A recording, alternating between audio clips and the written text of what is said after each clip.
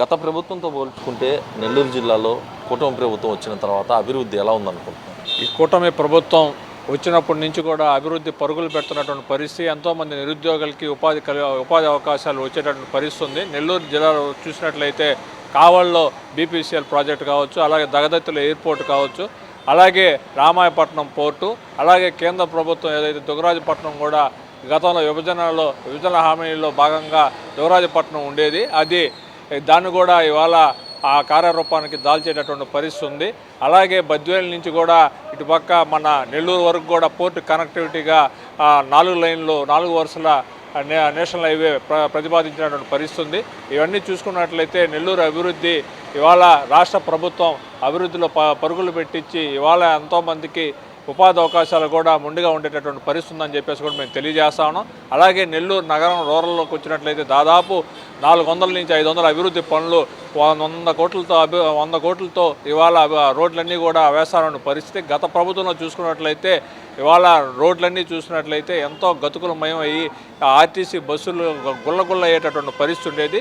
ఇవాళ ఎక్కడికి పోవాలన్నా కూడా అన్ని రోడ్లు కూడా సదుపాయాలు, మౌలిక వస్తువులు అన్నీ కూడా మంచి అవకాశాలు ఉన్నటువంటి పరిస్థితి ఉంది. కాబట్టి అలాగే మన కృష్ణపట్నం పోర్టు చూసినట్లయితే కృష్ణపట్నం పోర్టుకు కూడా అన్ని వరుసల హైవేలన్నీ కూడా కనెక్టివిటీ అయ్యేటటువంటి పరిస్థితి. ఇక్కడ గూడూరు దగ్గర కూడా ఒక 6 లైన్ ఏర్పాటు చేసి పోర్టుకి మరింతగా ఇటు తిరుపతి నుంచి దగ్గరగా ఉండేటట్టుగా, చెన్నై నుంచి కూడా దగ్గరగా ఉండేటటువంటి పరిస్థితి ఏర్పడే విధంగా అన్ని అవకాశాలు సానుకూలంగా కూడా ఇక్కడ అభివృద్ధికి ఎక్కువ ప్రాధాన్యత ఇస్తున్న పరిస్థితి ఉంది. రాష్ట్ర ప్రభుత్వం విషయానికి వస్తే రాష్ట్ర ప్రభుత్వం నెల్లూరు జిల్లాలో ఏ విధంగా అభివృద్ధి చేస్తుంది? రాష్ట్ర ప్రభుత్వం ఇవాళ పోర్టులు జగదత్తి ఎయిర్పోర్ట్ చూసినట్లయితే అది గత ప్రభుత్వంలో దాన్ని తీసుకుపోయి వేరే నియోజకవర్గంలో పెట్టేదానికి ఒక ప్లాన్ చేసినటువంటి పరిస్థితి ఉంది. దాన్ని గతంలో ఇప్పుడు జగదత్తి ఎయిర్పోర్ట్ని ఇక్కడ భూసేకరణ కూడా పూర్తి చేసి 2027 కల్లా కూడా దాని టెండర్లు పిలిచినటువంటి పరిస్థితి పూర్తి కావాలని చెప్పేసి వెంటనే కూడా అక్కడ 500 కోట్లతో ఏదైతే మెడికల్ ఎక్విప్మెంట్స్ తయారు చేసేటటువంటి ఫ్యాక్టరీని కూడా తీసుకొచ్చేటటువంటి పరిస్థితి ఇవాళ కూటమి ప్రభుత్వంలో ఉంది.